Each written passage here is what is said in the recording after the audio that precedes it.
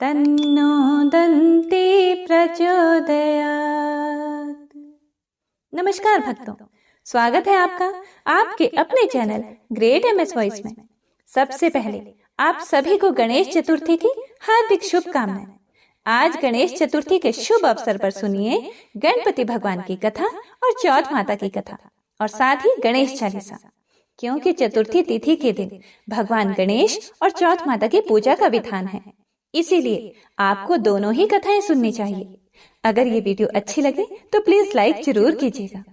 हिंदू धर्म में विनायक चतुर्थी का बहुत अधिक महत्व माना जाता है। पंचांग के अनुसार हर माह के शुक्ल पक्ष में विनायक चतुर्थी मनाई जाती है।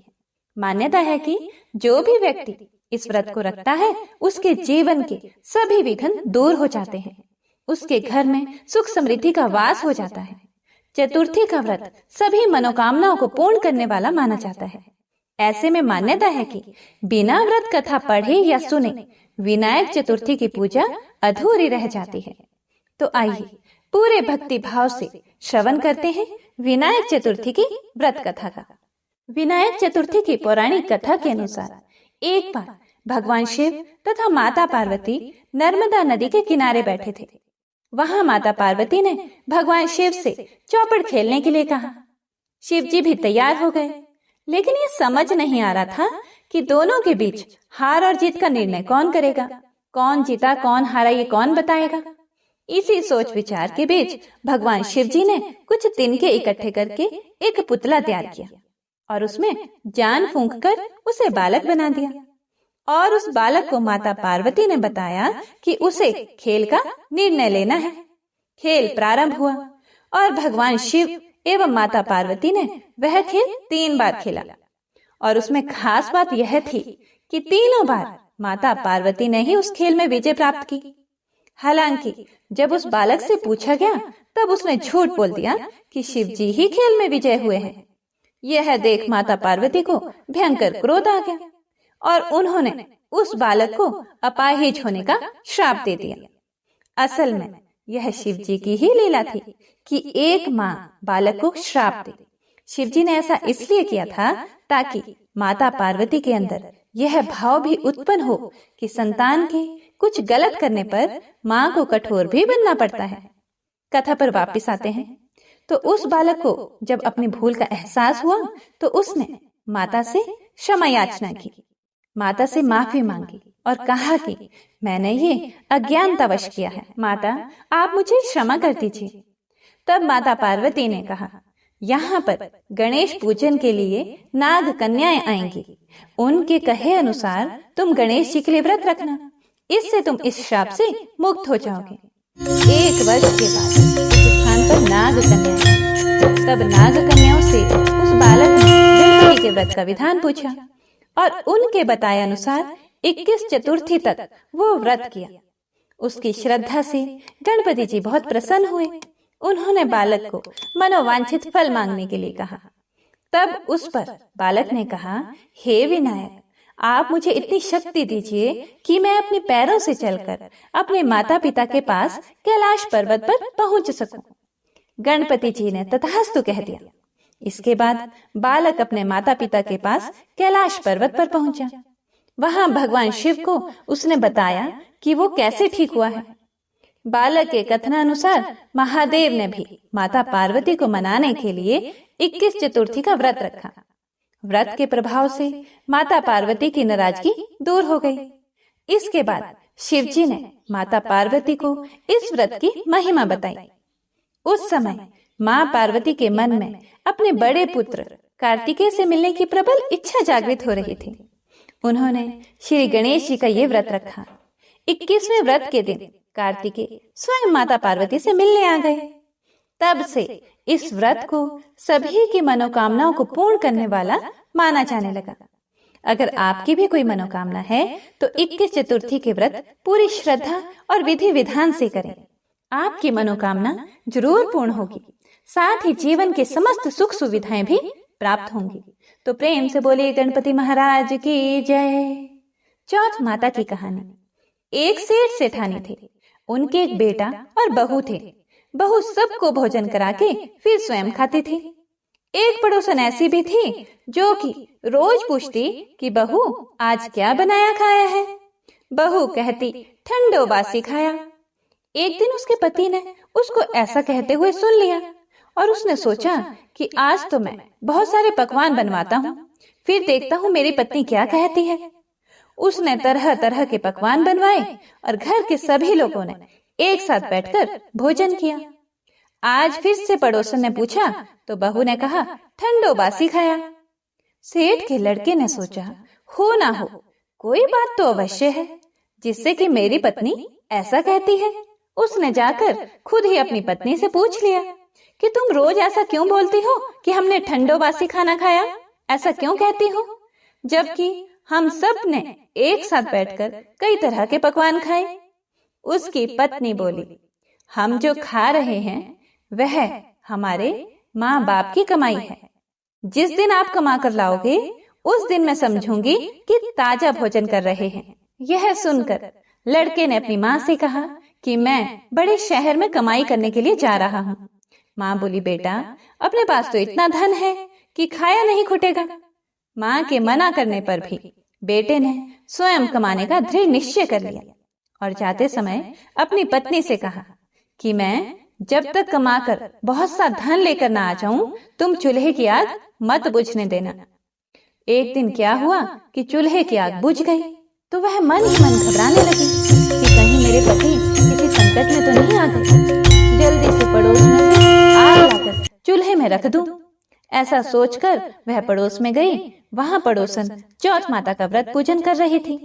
पड़ोसन ने कहा थोड़ी देर में आकर ले जाना। बहू ने पड़ोसन से पूछा आप यह व्रत क्यों करती हैं, इससे क्या मिलता है।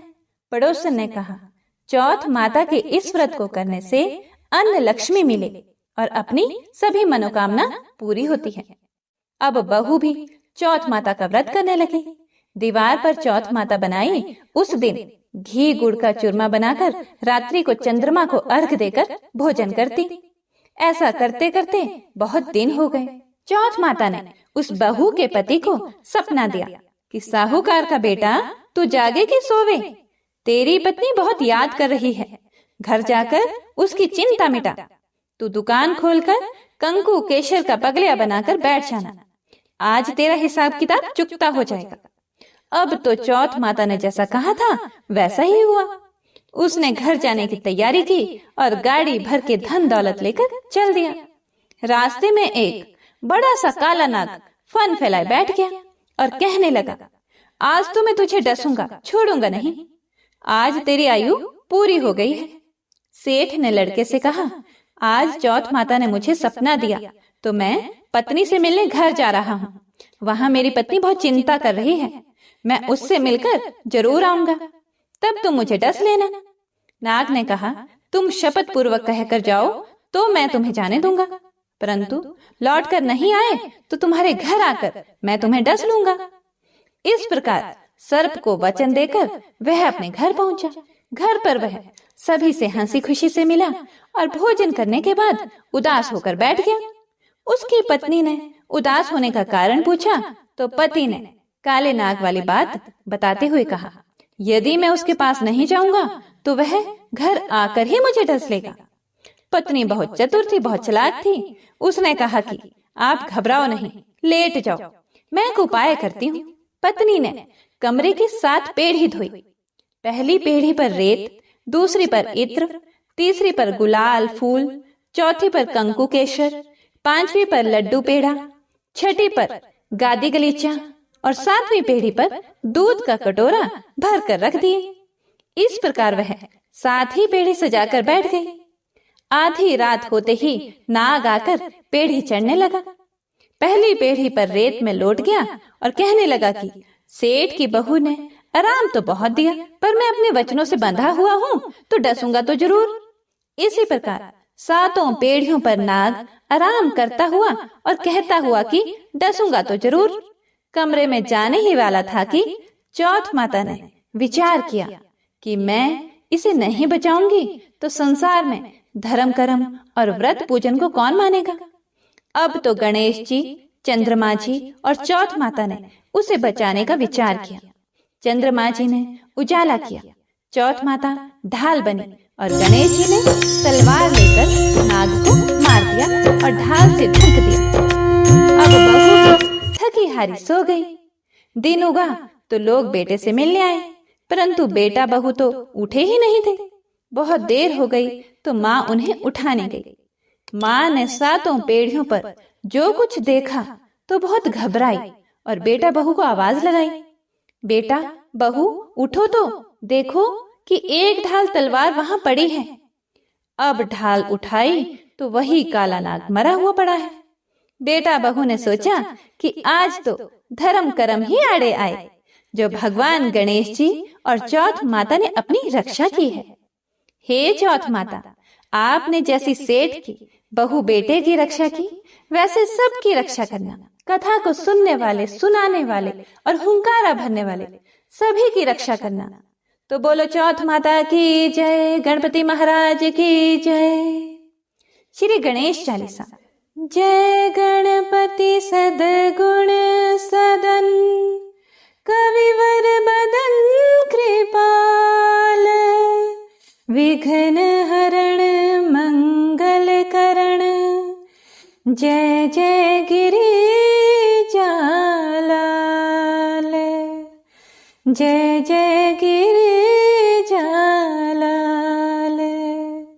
जय जय गिरिजालाल।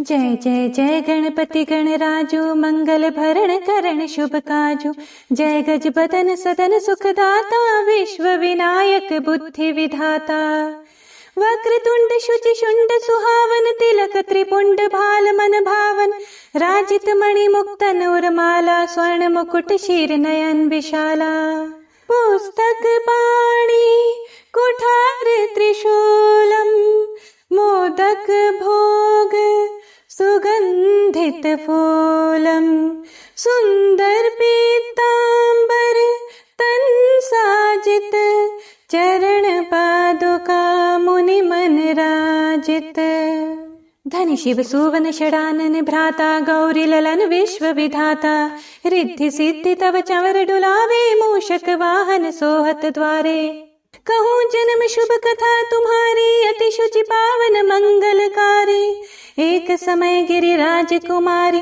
पुत्र हेतु तब किन्हों भारी, भयो यज्ञ जब पूर्ण अनुपा, तब पहुँचयो तुम धरि द्विज रूपा, अतिथि जानी गई गौरी सुखारी, बहुविधि सेवा करी तुम्हारी, अति प्रसन्न हवे वर दीन्हा, मातु पुत्र हित जो तप कीन्हा, मिलहि पुत्र तुहि बुद्धि विशाला, बिना गर्भ धारण यही काला, गणनायक गुण ज्ञान निधाना, पूजित प्रथम रूप भगवाना, अस कहि अंतर्धान रूप हवै, पलना पर बालक स्वरूप हवै, बनी शीशुरुदन जब ही तुम ठाना, लखी मुख सुख नहीं गौरी समाना, सकल मगन सुख मंगल गावही, नभते सूरन सुमन वर्षावही, शंभु माँ बहुदान लुटावही, सुर मुनि जन सुत देखन आवही, लखियति आनंद मंगल साजा, देखन भी आए शनि राजा, निजव गुण गुनि शनि मन माही, बालक देखन चाहत नाही, गिरजा कछु मन भेद बढ़ायो, उत्सव मोर न शनि तुहि भायो, कहन लगे शनि मन सकुचाई, का करि हऊ शिशु मोहि दिखाई, नहीं विश्वास उमा और भयऊ, शनि सौ बालक देखन कहयो, पढ़ते ही शनि दृग कोण प्रकाशा, बालक सिर उड़ गयो आकाशा, गिरजा गिरि विकल हवै धरणी, सो दुख दशा गयो नहीं वर्णी, हाहाकार मचियो कैलाशा, शनि के नियो लखि सुत का नाशा, तुरत गरुड़ चढ़ी विष्णु सिधाए, काटी चक्र सो गज शिर लाए, बालक के धड़ ऊपर धार्यो, प्राण मंत्र पढ़ी शंकर डार्यो, नाम गणेश शंभु तब कीन है, प्रथम पूज्य बुद्धि निधि वर दिन है। बुद्धि परीक्षा जब शिव किन्हा, पृथ्वी कर प्रदक्षिणा लीन्हा, चले षडानन भर में भुलाए, रचे बैठ तुम बुद्धि उपाय। चरण मातु पितु के धर लिन्हे, तिनके साथ प्रदक्षिण किन्हे, धनी गणेश कहि शिव ही हर्ष, नभते सुरन सुमन बहु बरसे। तुम्हारी महिमा बुद्धि बढ़ाई, शेष सहस मुख सकै न गाई। मैं मतिहीन मलिन दुखारी, करहूँ कौन विधि विनय तुम्हारे। भजत राम सुंदर प्रभु दासा, जग प्रयाग ककरा दुर्वासा। अब प्रभु दया दीन पर कीजय, अपनी भक्ति शक्ति कुछ दीजय। श्री गणेश यह चालीसा, पाठ करें धर ध्यान, नित नव मंगल गृह बसे, लहे जगत सम्मान। संबंध अपने सहस्त्र दश, ऋषि पंचमी दीनेश, पूर्ण चालीसा भयो, मंगल मूर्ति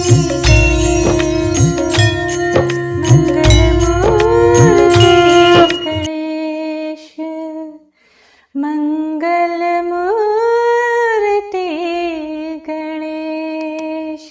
उम्मीद करती हूँ आपको आज की यह कथा अच्छी लगी होगी। अच्छी लगी हो तो लाइक जरूर कीजिएगा, और अगर आप पहली बार चैनल पर आए हैं और आपने अभी तक चैनल को सब्सक्राइब नहीं किया है तो कृपया चैनल को सब्सक्राइब कर लीजिएगा, और हाँ, बेल आइकन को जरूर प्रेस कीजिएगा, ताकि जब भी हम कोई नई पोस्ट डालें तो आपको उसका नोटिफिकेशन उसी समय मिल जाए।